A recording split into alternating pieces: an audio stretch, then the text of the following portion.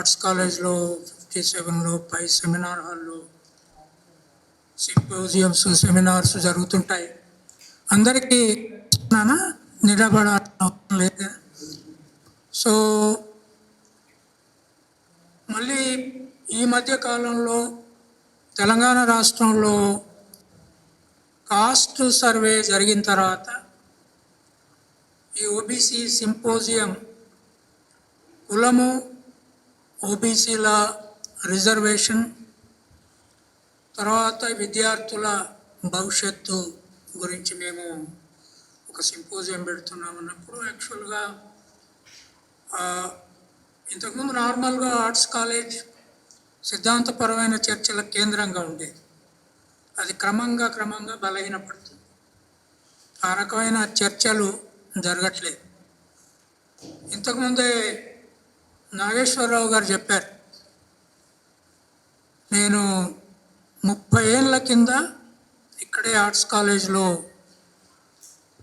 Associate ప్రొఫెసర్గా ఉన్నప్పుడు మండల్ పోరాటం, ఆనాడు బీసీలు ఎవ్వరు యూనివర్సిటీలో అంతా 4-5 టీచింగ్ ప్రొఫెషన్లో ఉన్నాం. ఇక్కడ అసోసియేట్ ప్రొఫెసర్ స్థాయిలో ఒక్కతనే ఉండే. అప్పుడు ఆ ఉద్యమాన్ని సపోర్ట్ చేయడానికి బీసీలలో ఎవరు లేరు. అప్పటికి నేను పౌర హక్కుల ఉద్యమంలో రాష్ట్రం అంతా దేశం అంతా తిరుగుతున్నాను కనుక మేము అంబేద్కర్ స్టాచ్యూ దగ్గర ఒక ఉద్యమాన్ని, మండల్ అనుకూల ఉద్యమాన్ని మొదలుపెట్టాం. అయితే ఆ రోజులలో పరిస్థితి ఏమిటి అంటే ఇంగ్లీష్ పేపర్లన్నీ, మీరు అరుణ్ శౌరి అనే ఒక జర్నలిస్ట్ పేరు ఎప్పుడన్నా విన్నారా? అతను ఇండియన్ ఎక్స్ప్రెస్ ఎడిటర్గా ఉండేవాడు. సో చాలా రెచ్చగొడుతూ, అగ్రకులాల పిల్లల్ని రెచ్చగొడుతూ, ఒకవైపు ఏబీవీపీ, యాక్చువల్గా ఇక్కడ క్యాంపస్లో ఈ డిపార్ట్మెంట్ కొద్దిగా ఏబీవీపీకి లీడర్షిప్గా ఉండేది. అందుకే కౌటిల్యుని పెట్టినరా అని అడిగింది. సో ఎందుకంటే నేను బుద్ధుని పొలిటికల్ థియరీ మీద, పొలిటికల్ ఫిలాసఫీ మీద పిహెచ్డి చేసినప్పుడు కౌటిల్యుని, మనువు, బుద్ధుడు, రామాయణ, మహాభారతాలు చాలా సీరియస్గా చదివాను. చాలా ప్రమాదకరమైన థింకర్ ఆయన. ఈ దేశం ఇట్లుండడానికి, ఈ రాజ్యం ఇవాళ ఇట్లుండడానికి ఆయన కారణం. సో అందుకని పబ్లిక్ అడ్మినిస్ట్రేషన్లో కౌటిల్యుడు ఉంటే, అంబేద్కర్ లేకుండా, బుద్ధుడు లేకుండా ఉంటే ఏమవుతుంది అనే భయం ఆయన చూడగానే అయింది నాకు. సో అందుకని ఆ రోజులు ఎవరు లేరు. ఢిల్లీలో అగ్రకులాల విద్యార్థులు రోజు medical college, all India medical institute పేరు విన్నారు కదా మీరు, అక్కడి నుండి పెద్ద ఎత్తున అమ్మాయిలను మొబిలైజ్ చేసి రోడ్లు ఊడిపిస్తూ, తర్వాత చెత్త ఎత్తుతూ, మేము ఈ రోడ్లు ఊడ్చేటోళ్ళని పెళ్లి చేసుకోవాలన్నా రిజర్వేషన్లు వస్తే, ఈ చెత్త ఎత్తేటోళ్ళని పెళ్లి చేసుకోవాలన్నా, ఈ మట్టి ఎత్తేటోళ్ళని పెళ్లి చేసుకోవాలా అనేది నినాదం. అంటే మేము డాక్టర్లం అవుతున్నాము, మేము ఇంజనీర్లం అవుతున్నాము. అప్పటికి ఒక జేఎన్యూ కొద్దిగా లెఫ్ట్ యూనివర్సిటీ, కానీ ఢిల్లీ యూనివర్సిటీ ఏబీవీపీ కేంద్రంగా ఉండేది. కాంగ్రెస్ కూడా వ్యతిరేకమే, ఎన్ఎస్యుఐ అగ్రకులాలు కూడా రిజర్వేషన్కు వ్యతిరేకం. అప్పుడు నేను ఒక 5-6 స్త్రీ మేధావులు, పురుషులలో బీసీ ఉద్యమానికి అనుకూలంగా మాట్లాడే వాళ్ళు లేరు. ఫెమినిస్ట్ ఉద్యమం అప్పుడే బలంకి వస్తుంది. సూజీ తారు అని ఇప్పుడులో ఒక ప్రొఫెసర్ ఉండేది. తర్వాత రమా మెల్కోటే అని మన పొలిటికల్ సైన్స్లో ఒక ప్రొఫెసర్ ఉండేది. అంతకుముందు జార్జి రెడ్డి కాలంలో పనిచేసిన లలిత అని మా పొలిటికల్ సైన్స్లోనే విద్యార్థిగా ఉండి, కొద్దిగా అయితే ఎన్కౌంటర్లో చంపేసేవాళ్ళు, రక్షించబడి బయటకు వచ్చారు. వాళ్ళందరినీ పట్టుకొని మొదటిసారి ఒక ఊరేగింపు తీశారు. రిజర్వేషన్కి అనుకూలంగా. అది మొదటి చిన్న ఊరేగింపు. దాంట్లో పాల్గొన్నది స్త్రీలు, నేను, ఒక 2-3 బీసీలు, మిగతా వాళ్ళు ఎస్సీ ఉద్యోగస్తులు. ఎస్సీలు మాత్రమే మాకు సపోర్టు, అంబేద్కర్ మాకు వెనక అండ. అప్పటికి ఇంత పేరు లేదు అంబేద్కర్కి. సో అప్పుడు ఒక 5-6 సుజీతారు, ఆమె కేంబ్రిడ్జ్ ఆక్స్ఫర్డ్లో చదువుకొని వచ్చింది. నేను, గేల్ ఆమ్లెట్ అని ఒక ఆమె ఉంది, ఆమె ఫేమస్ అమెరికా ఆమె, ఇక్కడ మహారాష్ట్ర అతన్ని పెళ్లి చేసుకుంది. సో మొత్తం ఇక్కడి ఉద్యమాలకు అనుకూలంగా పుస్తకాలు రాసింది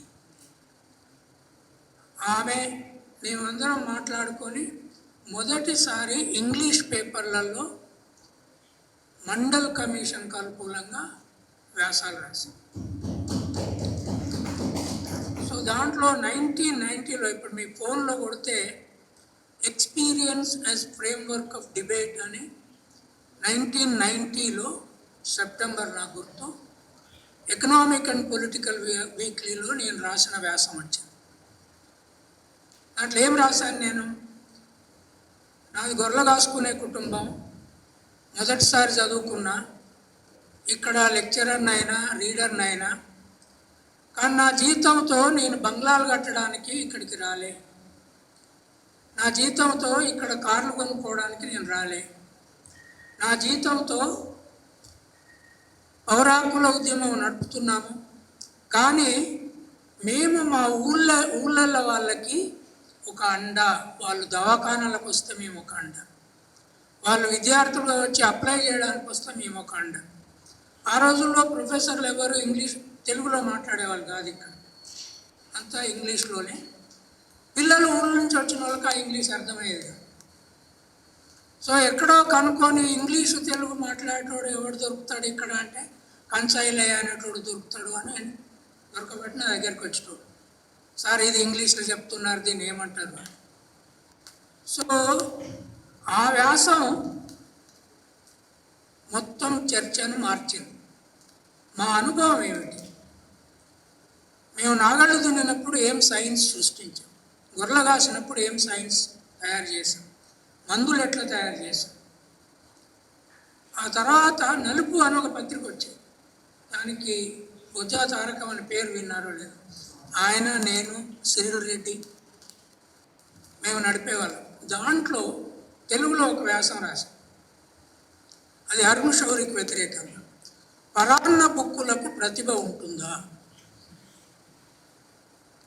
మీరు అసలే పరాన్న బుక్కు, 3000 ఏళ్ళు గింజ పండించకుండా మా చెమట చుక్కలతోటి మా తల్లిదండ్రుల గింజలు, మేము తయారు చేసిన మాంసం రాత్రిళ్ళు దొంగతనంగా పోయి తినుకుంటా, పొద్దున్నక వెజిటేరియన్ అనుకుంటా బతికి మీరు ఇవాళ ప్రతిభ గురించి మాట్లాడతారా? ఆర్ట్స్ కాలేజ్లో ఒకసారి అవుటా మీటింగ్ జరుగుతుంది. అందరూ ఆ రోజుల్లో బ్రాహ్మణ్ ప్రొఫెసర్ ఎక్కువ ఉండేవాళ్ళు, తర్వాత రెడ్లు, కొద్దిమంది వెల్మలు ఉండేవాళ్ళు. నేను కోదండరాం, ఆయన కోదండరాం రెడ్డి, నా డిపార్ట్మెంట్. మేమిద్దరము అవుటా అయినప్పుడల్లా ఉపన్యాసాలు ఇచ్చేవాళ్ళు. దాంట్లో నేను ఇక్కడ చాలామంది ఆ రోజులలో కెమిస్ట్రీ, ఫిజిక్స్, ఇంజనీరింగ్లో ఆక్స్ఫర్డ్, కేంబ్రిడ్జ్లో చదువుకొని వచ్చిన వాళ్ళు ప్రొఫెసర్లు ఉండేవాళ్ళు. మీరు విదేశాలలో చదువుకొని వచ్చి ఇక్కడికి వచ్చి ఇంకో మనిషిని ఇట్లా ముట్టుకుంటే ఈయన మాదిగా అయినా తెలవగానే మీ శరీరం కూడా అన్టచబుల్ అయింది అనుకుంటున్నారు కదా, మీ మెదట్లలో సైన్స్ లేదు అని చెప్పారు. మీ మెదట్లలో అసలు మెదడే లేదు, మీ తలకాయలో మెదడే లేదు. కనుక మిమ్మల్ని వెళ్ళగొట్టకపోతే యూనివర్సిటీలను సైంటిఫిక్ యూనివర్సిటీగా మార్చలేము. మేము ఆక్రమించుకుంటే సైన్స్ పెరుగుతుంది. మీకు అసలు దిమాకే లేదని చెప్పారు. నా మీద లేచి తిరుగుబాటు చేశారు. లేచిన మీరు కదులతో కూర్చున్న కాంచి లేస్తే యుద్ధం జరుగుతుంది. వదండ్రా, అరే నువ్వు ఎమ్మెల్సీ అక్కడ కూర్చుంటే కూర్చోండి. సో ఆ రోజులు, ఆ తర్వాత 90లో వాళ్ళు బాబ్రీ మసీద్ వెనుక ఉద్యమం, వ్యతిరేక ఉద్యమం మొదలుపెట్టారు. ఇటుకలు కలెక్ట్ చేయడం మొదలుపెట్టారు బాబ్రీ మసీద్ కట్టడానికి. మీరు మొన్న చూసుంటారు, ఆ ఇటుకలు కలెక్ట్ చేసినప్పుడు చాలామంది ఎండి ఇటుకలను ఇచ్చారు. ఆ ఎండి ఇటుకలు ఇప్పుడు దాంట్లో పెట్టలేదు, 11 టన్నుల ఎండి ఏదైతే దొంగిలించబడదో దాంట్లో ఉన్నాయని తేలుతున్నది ఇప్పుడు. అంటే అప్పటి నుంచే దొంగతనం మొదలుపెట్టారు. అప్పటి నుంచి 12 తులాల గోల్డ్ పోయింది. తర్వాత 300 నుంచి 500 వరకు కోట్ల డబ్బు పోయింది. వాళ్ళే, ఇంకెవరో కాదు. అప్పుడు మనమంతా హిందువులం, గంగ సింధు బిందువులం అని నినాదాలు. ఏబీవీపీ వాళ్ళు నా రూమ్ ముందుకు వచ్చి నినాదాలు ఇచ్చేవారు, మనమంతా హిందువులు. నాకు అర్థమయ్యేది కదా, అరే మనమంతా ఎట్లా హిందువులం అయినా పై, అరే మేము మాంసం లేకుండా పెళ్ళి కాదు, మీరేమో మాంసం తింటేనే కక్కు వస్తుంది అంటారు. మా పోచమ్మ, ఎల్లమ్మ, మైసమ్మ మా దేవతలు, మీ దేవతలు విష్ణు, రాముడు, బ్రహ్మ అంటారు. అందరికి ఆయుధాలు ఉన్నాయి, మాకేమో ఆయుధాలు లేవు మా దేవత అని. అప్పుడు నేను why I'm not a Hindu రాసిన. దాన్ని ఎవరు పబ్లిష్ చేయలే.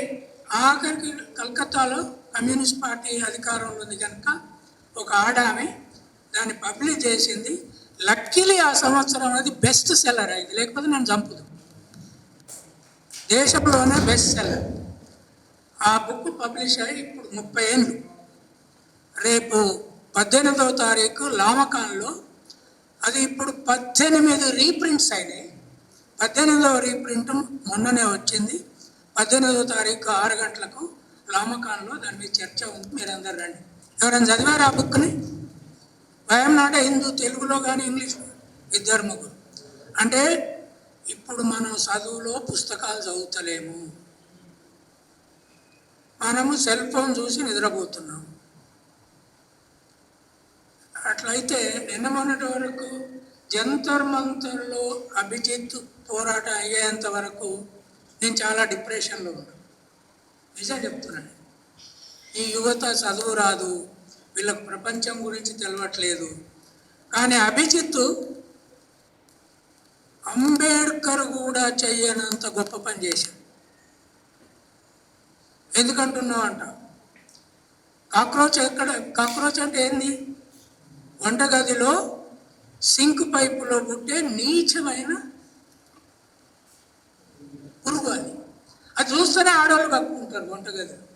మగవాళ్ళు అయితే వంటగదిలోకే పోదు. అంటే మగవాళ్ళు వంటగదిలో పోదు కదా, వండినాక తినాలి, ఫస్ట్ తినాలి, ఆడవాళ్ళు తినకముందు. అయితే దాని పేరు పెట్టి అన్నాడు చీఫ్ జస్టిస్. ఆ పిల్లగాడు దళిత పిల్లగాడు కనుక.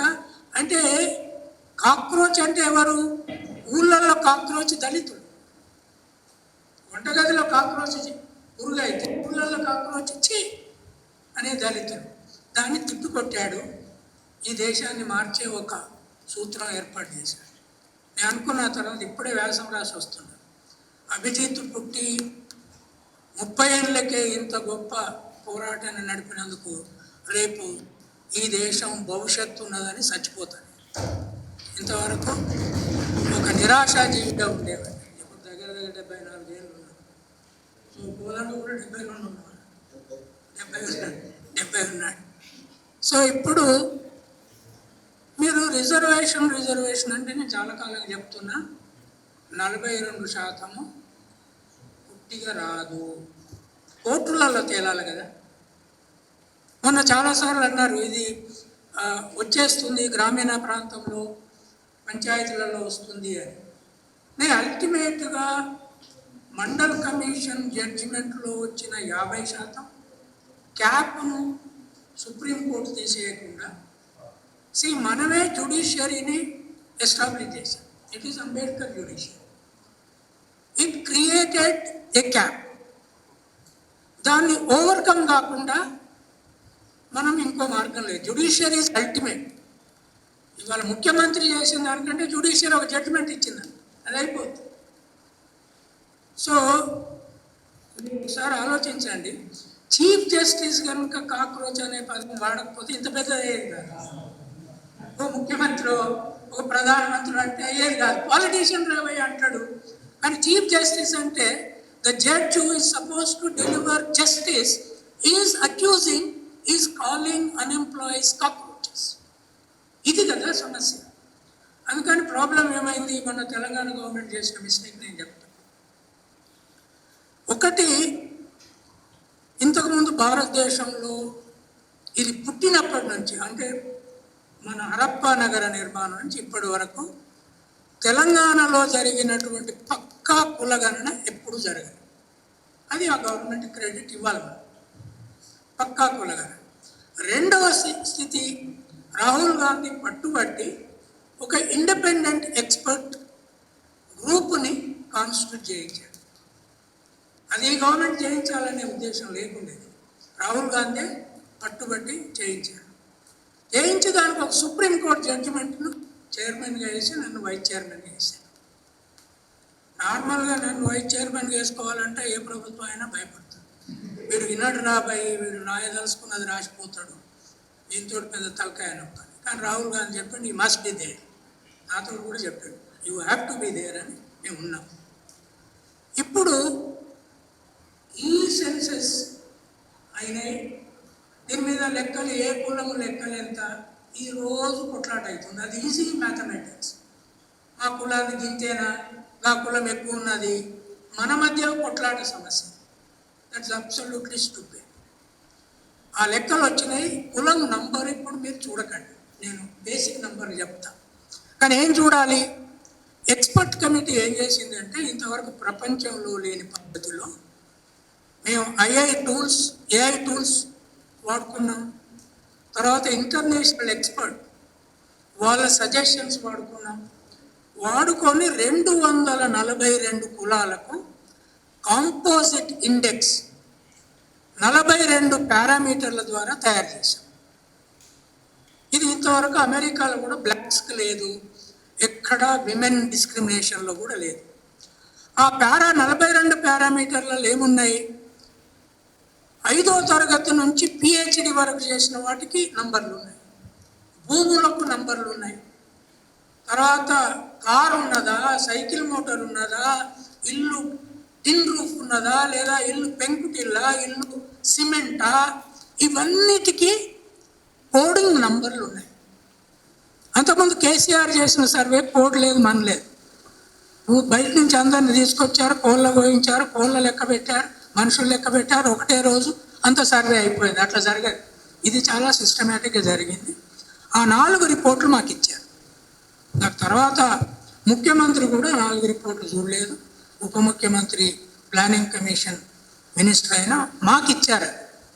మేము ఆ డేటాను 2-3 నెలలుగా పనిచేసి దాని కాంపోజిట్ బ్యాక్వర్డ్నెస్ ఇండెక్స్ తయారు చేశాం ఒక్కొక్క కులానికి. మీరు ఆ రిపోర్ట్లు ఎవరైనా డౌన్లోడ్ చేసుకున్నారా ఇప్పటి వరకు? డౌన్లోడింగ్ తెలుసు కదా మీకు, సీపెక్ రిపోర్ట్, CSEEP ఎక్స్పర్ట్ రిపోర్ట్స్ అంటే మీకు గూగుల్లో డౌన్లోడ్ అయితే నంబర్ 2 రిపోర్ట్, నంబర్ 2 2 రిపోర్ట్లు ఉన్నాయి, first report and second report. Second report ఎండులో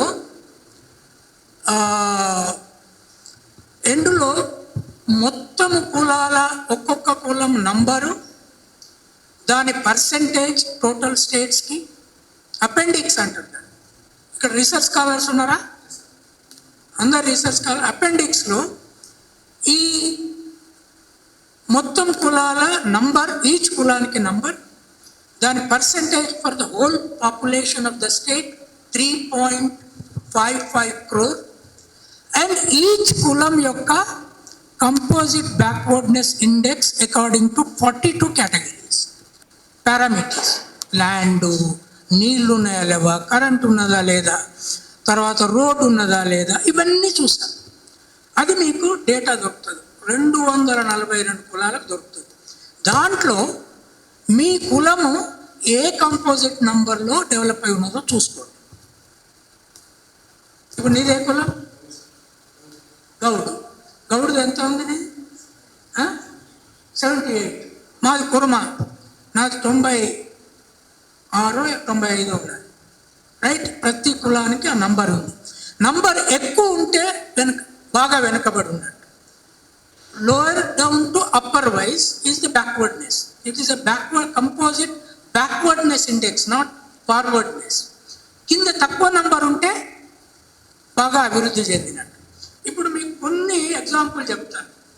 ఎవరు ఏ కులాలు హైయెస్ట్ డెవలప్డ్గా ఉన్నారు తెలంగాణ? మొదటి తెలంగాణ మీరు వచ్చిన మార్పు ఏదో నేను ఇప్పుడు చెప్తాను. అయ్యంగారు సపరేట్ కులం ఉంది. అయ్యంగార్స్ అంటే వీళ్ళు బ్రాహ్మణులలో కేవలం తమిళనాడు నుంచి ఉద్యోగాల ద్వారా మైగ్రేట్ అయిన వాళ్ళు. వాళ్ళ సంఖ్య ఎంత ఉన్నది అంటే 52,724. వాళ్ళ బ్యాక్వర్డ్నెస్ ఇండెక్స్ 19 మాత్రమే. హైయెస్ట్ అంటే బాగా బ్యాక్వర్డ్ కాస్ట్ ఏదో చెప్తా కంపారేటివ్. ఎస్సీలలో బేడా అనే ఒక కులం. బేడా అనే కులం పేరు విన్నారా? బేడా, ఎస్సీలలో బేడా అనే ఒక కులం ఉన్నది. అది హైయెస్ట్ బ్యాక్వర్డ్, 113వ నంబర్లో ఉంది. మేము నంబరు 0 to 126 పెట్టుకున్నాం. బట్ 126 వరకు ఎవరు పోలేదు బ్యాక్వర్డ్నెస్లో. 0లో కూడా ఎవరు లేరు, ఎందుకంటే అంబానీ ఆదాని ఇక్కడ లేరు, ఇంకా వాళ్ళు 0లో వచ్చేవారు. సో ఈ అయ్యంగారు 19 ఉన్నారు. బ్రాహ్మణ్స్ నెక్స్ట్ ఎంత? వాళ్ళు 3,35,806 ఉన్నారు. వాళ్ళ అభివృద్ధి రేటు 22. అందరికంటే ఎక్కువ అభివృద్ధి చెందింది ఎవరు అంటే వీళ్ళకంటే కూడా జైన్ కులము, జైన్ మతము కులము. జైన్స్ ఎంత తెలుసా? జైన్స్ 51,623 ఉన్నారు తెలంగాణలో. వీళ్ళ అభివృద్ధి కంపోజిట్ ఇండెక్స్ 13 మాత్రమే. అయ్యంగార్లు సివిల్ సర్వీస్లో ఐఏఎస్, ఐపీఎస్, జ్యుడిషియరీలో వాళ్ళు ఉన్నారు. వాళ్ళకంటే వీళ్ళు జైన్స్ అడ్వాన్స్లో ఉన్నారు. తర్వాత రిచెస్ట్ కాస్ట్ ఏదో చూసుకోదండు. Richest caste in Telangana is Kosta కాపులు. కోస్తా కాపుల నంబరు 12 మాత్రమే. వాళ్ళ పాపులేషన్ ఎంత ఉంది? 2 లక్షల కాపు నాయుడు, 2,42,321. వీళ్ళు మెజారిటీ తెలంగాణ వచ్చినాక మైగ్రేట్ అయ్యారు. ఈస్ట్ వెస్ట్ గోదావరి నుంచి ధనవంతులు. వాళ్ళ తర్వాత రాజులు. ఈ రాజులు కూడా బాగా ధనవంతమైన క్షత్రియులు. వాళ్ళది 17వ నంబర్ ఉంది. అంటే తెలంగాణ డబ్బు, ఇండస్ట్రీ, పెట్టుబడి, క్యాపిటల్ ఇప్పుడు రెడ్ల నంబర్ 17,50,000 రఫ్లీ నాకు గుర్తుంది చెప్తున్నాను, నోట్ చేసుకోవడానికి. వాళ్ళ డెవలప్మెంటల్ పారామీటర్ ఇప్పుడు నేను ఇక్కడ చెప్పిన అన్ని అగ్రకులాల పైన 26, 27లోనూ ఉన్నారు. వెలమలు కూడా పైనే ఉన్నారు. But Velamas are more advance than Reddys in Telangana. అది ఎప్పుడు వచ్చింది? తెలంగాణ వచ్చినాక కేసీఆర్ ముఖ్యమంత్రి అయినాక వీళ్ళని దాటిపోయారు. అంతకుముందు లేదు. కేవలం ల్యాండ్స్ కాదు, బిజినెస్లు అవన్నీ ఉన్నాయి. సో ఇప్పుడు తెలంగాణ వెల్త్ తర్వాత ఇంకోటి ఏం చేశారంటే చాలా ట్యాక్ట్ఫుల్గా లెక్కలు బయటికి రాగానే అసెంబ్లీలో మీకు చెప్పింది అగ్రకులాల సంఖ్య అంటే 18 అగ్రకులాలు ఉన్నాయి. ఆ 18 అగ్రకులాల పర్సంటేజ్ 15.45 సంథింగ్ చెప్పారు. దాంట్లో ఒక మిక్చప్ జరిగింది. అది మా రిపోర్ట్ అయిన తర్వాత నేను ముఖ్యమంత్రికి కూడా చెప్పాను.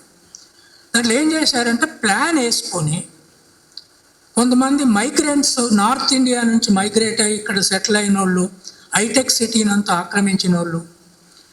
మీరు ఒకటి తెలంగాణ వాసులు గుర్తుపెట్టుకోవాలి. ఇప్పుడు బంజారా హిల్స్ నుంచి సంగారెడ్డి వరకు ధనము, బిల్డింగులు, ఆస్తులు అన్నీ తెలంగాణ వాళ్ళ చేతులు లేవు, వాళ్ళ చేతులు ఉన్నాయి మైగ్రెంట్స్.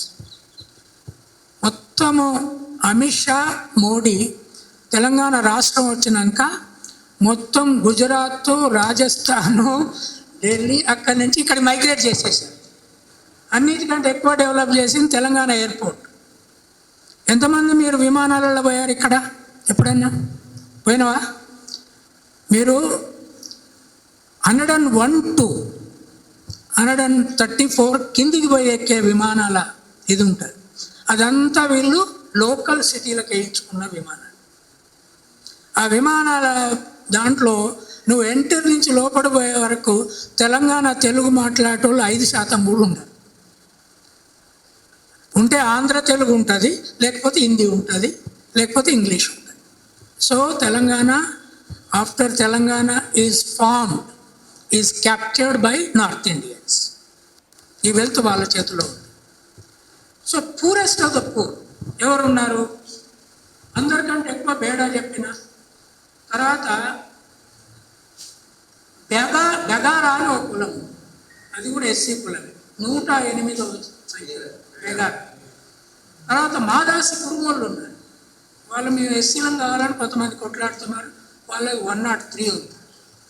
సో ఇప్పుడు బీసీ రిజర్వేషన్ మారాలి అంటే ఈ రిపోర్టును సుప్రీంకోర్టు ముందు, హైకోర్టు ముందు పెట్టాల్సి ఉండేది. గవర్నమెంట్ పెడితే దీని మీద కోర్టు స్టడీ చేయాల్సి వచ్చేది. బికాస్ మేము దీన్ని ప్రిపేర్ చేసింది కూడా మండల్ కమిషన్ జడ్జిమెంట్లో జడ్జిలు ఏం చెప్పారంటే, where is the backwardness index data before us.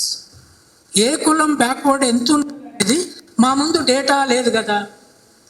So data లేనప్పుడు మేము ఎట్లా డిసైడ్ చేయాలి అన్నప్పుడు మేము ఒక జనరల్ ప్రిన్సిపల్ పెట్టుకొని 50% కాడికి క్యాప్ పెట్టేస్తున్నాం, ఆ పైకి ఓపెన్.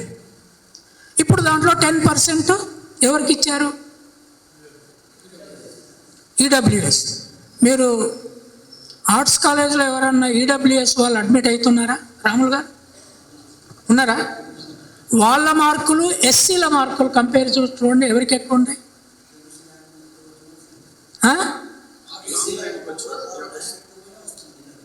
ఈడబ్ల్యూఎస్లో కూడా పైనే ఉంటారా మార్కులు?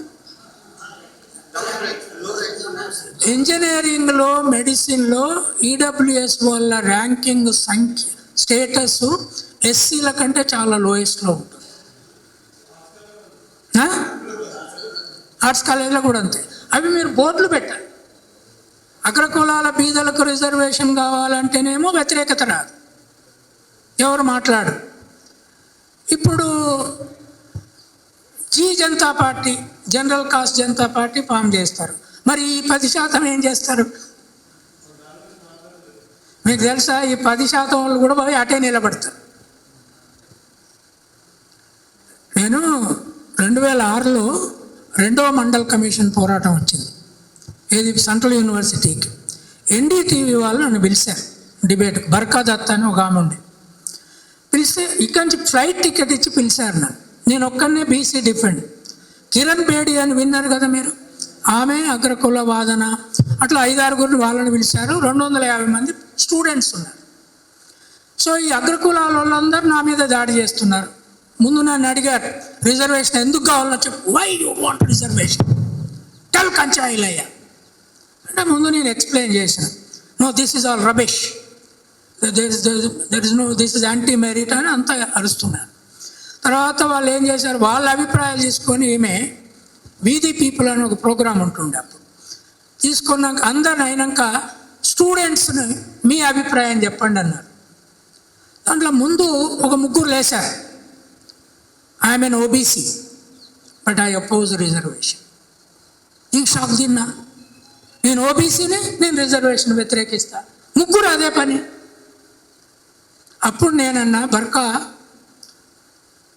దాంట్లో బీసీ పిల్లలు ఎంతమంది ఉన్నారో చేయలేబట్టమనుకో, ఎస్సీలు ఎంతమంది ఉన్నారో చేతులు లేబట్ట, ఎస్టీలు ఎంతమంది ఉన్నారో చేతులు లేబట్ట. 250 మంది కదా. ఎస్సీలు ఎంతమందో చేతులు లేబట్ట నేనే అడిగిన. 3 ఉన్నారు. ఎస్టీలు అంటే ఒక్కరే ఉన్నారు. బీసీలు అంటే శూద్ర బీసీలు అని అడిగిన. శూద్ర బీసీలకును కోమటి బీసీలకు తేడా ఉంది. శూద్ర బీసీలు అసలు లేరు. ఈ ముగ్గురు కోమటి బీసీలు, అంటే నరేంద్ర మోడీ టైప్ అన్నమాట. ఏ గాను లేదు, మన లేదు. ఆయన ఎప్పుడు గానుగా పట్టలేదు. లేదే, వాళ్ళు నూనె అమ్మేటోళ్ళు. గాంధీ ఆటోబయోగ్రఫీ చదివారా మీరు ఎవరన్నా? మీరు చదవకపోతే రీసెర్చ్ చేయలేదు. మీరు చదవకపోతే ఎట్లా? ఈ పుస్తకాలు చదవాలి, అన్నీ లేచినప్పుడు. గాంధీ ఆటోబయోగ్రఫీ ఆయన రాసుకున్నారు. గాంధీ కులం పేరు మోద్ గాంధీ, ఈయనది మోద్ గాంచీ. మోద్ గాంచీలు అంటే మోద్ అనే బనియా కులము నూనె అమ్ముతారు, నూనె పట్టరు, ఎడ్లను పెట్టి తిప్పరు. వీళ్ళు నూనె అమ్మేటోళ్ళు బీసీలాగా సర్టిఫికేట్ చాలామంది తీసుకున్నారు నాకు. సో ఈ ప్రాబ్లం వల్ల ఏమైంది అంటే, రిజర్వేషన్ను మనము పెంచాలన్న 42 పుట్టిగా ముఖ్యమంత్రి పెంచలేడు. డేటాబేస్కు మీరు ఏం డిమాండ్ చేయాలి? ఒకటి, మీ కులము కంపోజిట్ బ్యాక్వర్డ్నెస్లో ఎక్కడ ఉందో చూసుకోండి. దాని స్థితి మారడానికి మీరు ఏమి చేయాలో ఆలోచించండి. నంబర్ పనికిరాదు. నాకు ఒక్కటి చెప్పండి, ప్రతి ఊళ్ళో మాలా మాదిగ సాకల మంగ నుంచి మొదలు పెడితే 300 కాపుల వరకు ప్రతి ఊళ్ళో వాళ్ళే మెజారిటీ. కానీ ఒక్క దొర ఉండి మొత్తం ఊరు నేరేవాడు కదా, ఒకడే దొర. మీరు కల్లెడ అనే పేరు విన్నారా ఎప్పుడన్నా? కల్లెడ ఊరు పేరు. కల్లెడ వెరమ దొరలు ఉండేవాళ్ళు అక్కడ వరంగల్లో. ఆ దొర కుటుంబం మదన్ మోహన్ రావు మా దగ్గర ఇక్కడనే మాతో ఉండేవాడు. వాళ్ళ గడి వెంట బండి నడుస్తే గంట సేపు ఆ గడి దాటానికి పడుతుంది, అంత పెద్ద గడి. అక్కడి నుంచి కాపులంతా బయటకు వచ్చి మా ఊళ్ళో సెటిల్ అయ్యారు, వాళ్ళ హరాస్మెంట్కి తట్టుకోలేక. కనుక మెజారిటీ కులం సంఖ్య పనికిరాదు. సంఖ్య ఏం చేయదు. బ్రాహ్మణులు నంబర్ ఉండా, లేదా వైశ్యులు నంబర్ ఉండా, అయ్యగారు నంబర్ ఉండి మొత్తం. ఇప్పుడు మన ఊళ్ళందరినీ అయ్యగారు ఇవాళ అష్టమి మీరు ఏం చేయొద్దంటే ప్రొఫెసర్ కోదండరాం చెప్పని, ప్రొఫెసర్ కంచాయిలే చెప్పని, అష్టం గిష్టానికి ఏముండేయని అయ్యగారు చెప్పిందే వింటారు. ఆర్ట్స్ కాలేజ్ చెప్పింది ఎవడు వినడు, కలెక్టర్ చెప్పింది ఎవడు వినడు. అయ్యగారు అష్టం నాడు ఇంటి ముందట యాప చెట్టు ఉన్నదనుకో, అది నీ కుటుంబానికి చెడు అవునంటే వెంటనే నరుకుతారు. ఇక్కడ వాస్తు బాగలేదనుకో ఇల్లు కూలగొడతారు. నంబర్తో చేస్తున్నాడు వాడు. తర్వాత ఆ పంచాంగం ఒక పుస్తకమేనా, అది దాన్ని నమ్ముతారు. అందుకని మీరు ఏం చేయాలంటే ఈ 2 రిపోర్ట్లని, ఎకనామిక్స్ PhD స్టూడెంట్స్ ఎవరున్నారు? Is there anybody? Sociology, political science, ఇది మీరు సబ్జెక్ట్ ఏదైనా యూ డౌన్లోడ్ దీస్ 2 రిపోర్ట్స్. ఈ రిపోర్ట్లను డౌన్లోడ్ చేసుకొని జాగ్రత్తగా ప్రతి కులం మేము MAలో ఉండగా MA డిగ్రీ ఎంత పెద్ద దొరికాను, ఊళ్ళలోకి ఊహించలేనంత పెద్ద డిగ్రీ. ఇదేదో పెద్ద సౌజ్ అవుతాడు మావాడు అనుకునేటోళ్ళు వాళ్ళు. సో ఉద్యోగం లేకుండా ఇంటికి పోతే, నేను ఒకసారి ఇంటికి పోతే ఒక కోర్టు ఆర్డరు ఆ ఊళ్ళో ఎవరికో వచ్చింది. వస్తే నాతో పాటు చదువుకున్న ఒక అబ్బాయి BA చదువుతున్నాడు. ఈయన కోర్టు ఆర్డర్ చదవమని తీసుకుపోయాడు. ఆయనకు చదువు వస్తలేదు, ఇంగ్లీష్లో ఉంది. సో తర్వాత నా దగ్గరికి తీసుకొచ్చాను, నేను చదివి వినిపిస్తే ఇది ఏమి చదవరాని చదువు, ఎందుకయ్యా గుడ్ల కాసుకోక ఏంటి చదువుకున్నాను కంటే సాకలోడినాయి అనేవాళ్ళు. మీ డిగ్రీలు చాలా పెద్దవి కానీ మీకు ఉద్యోగాలు రావు. వస్తాయా? ఉద్యోగాలు లేవు. రిజర్వేషన్ పెరగదు. ఎప్పుడు పెరుగుతుంది అంటే మీరు అభిజిత్ దీప్కేలాగా పోరాటం చేసే జ్ఞానవంతులైన, ఎంత పెద్ద ఉద్యమం లేపాడు ఆ పిల్లగాడు. అట్లాంటి జ్ఞానము మీ దగ్గర మన దగ్గర ఎందుకు లేదు? మనకెందుకు రాదు? సో ఆఖరిగా ఏంటి అంటే ఆనెస్ట్గా చెప్పండి, నువ్వు ఫోన్ స్క్రీన్ మీద ఎన్ని గంటలు ఉంటావు? ఆనెస్ట్గా చెప్పు. చాలాసేపు. నువ్వెన్ని గంటలు ఉంటావు? 2 hours మినిమం ఏ డే, రైట్? యావరేజ్గా 4 గంటలు ఉండేటోళ్ళు చేయలేబట్టండి.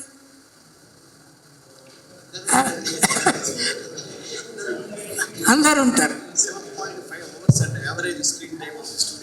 ఓకే, యావరేజ్న 2 hours చదివేటోళ్ళు ఎంతమంది చేతుల్లో పెట్టండి? బుక్ చదివేటోళ్ళు. జనరల్ బుక్ నెలకైనా ఒక్కటి చదివేటోళ్ళు ఎంతమంది మీ సబ్జెక్ట్ కాకుండా? News paper edit page article వారానికి ఒకటి చదివేటోళ్ళు ఎంతమంది? ఓకే, పర్వాలే. But then completely remove your phone.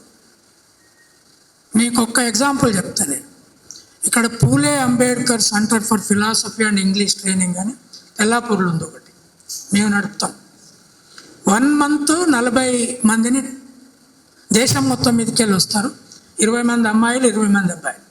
First thing 5:30కు లేవాలి, 6:30 వరకు ఎక్సర్సైజ్ చేయాలి, ట్రైనర్ ఉంటాడు.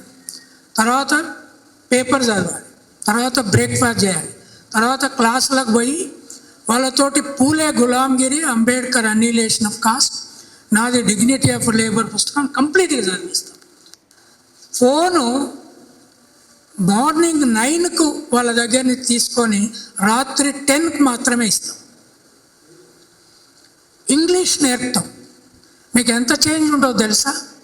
30 రోజులలో ఒక్క సెంటెన్స్ ఇంగ్లీష్ మాట్లాడరాని వాళ్ళు పోయేటప్పుడు బ్రహ్మాండంగా ఇంగ్లీష్లో ఉపన్యాసం ఇచ్చిపోతారు. మీరు నెక్స్ట్ బ్యాచ్ వచ్చినప్పుడు అటు ఇక్కడ క్లాసులు అటెండ్ చేయాల్సిన అవసరం లేదు, వాళ్ళు మంచిగానే మీకు అటెండెన్స్ ఇస్తారు. తర్వాత సీరియస్గా పరీక్ష రాయాల్సిన అవసరం లేదు. పేపర్లు దాని పేజీలు ఎన్ని ఉన్నాయో చూసి ఇచ్చేస్తారు, మీరేం భయపడద్దు. ఇప్పుడు ఆ సిస్టమ్ వచ్చింది, సిస్టమ్ సెటిల్ అయిపోయింది. కనుక తెల్లాపూర్ పోయి ఆ ట్రైనింగ్ తీసుకోండి.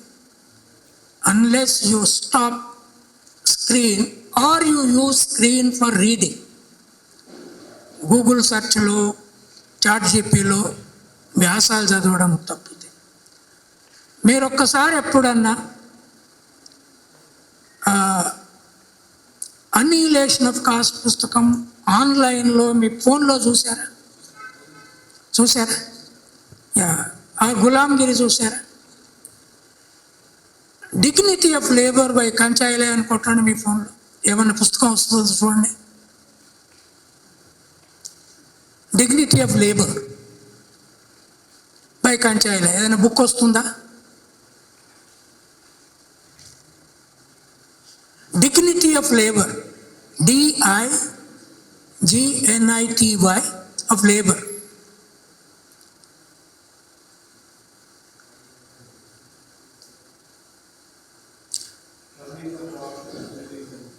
వచ్చిందా? ఆ పుస్తకం మీద ఏం బొమ్మ ఉంది? కుండ ఉంది కదా, కుండలు అన్ని వృత్తులు లేవు. దాంట్లో అక్కడ చూడండి, అది మీ ఊళ్ళే దున్నుడు పని మీద ఒక వ్యాసం, గుడ్ల కాసుడు పని మీద ఒక వ్యాసం, కుండలు చేసుడు పని మీద ఒక వ్యాసం. అది ఫుల్ బుక్ ఆన్లైన్లో దొరకదు, మీరు కొనుక్కోగలరు కదా, రేపే ఆర్డర్ చేసుకోండి. మీరు చదువుకోండి, మీ పిల్లలకు, మీ అన్నదమ్ములకు అందరితో చదివించండి. మీరు ఎంత సీరియస్గా చదువుతారో అప్పుడు మాత్రమే ఓట్లు మారుతాయి, రిజర్వేషన్ సిస్టమ్ మారుతుంది. మీరు చదవకుండా సర్టిఫికెట్లు తీసుకున్నప్పుడు ఏం మారదు, అంతేనా కదా? చదవకుండా సర్టిఫికెట్లు తీసుకుంటే nothing will change. Thank you very much.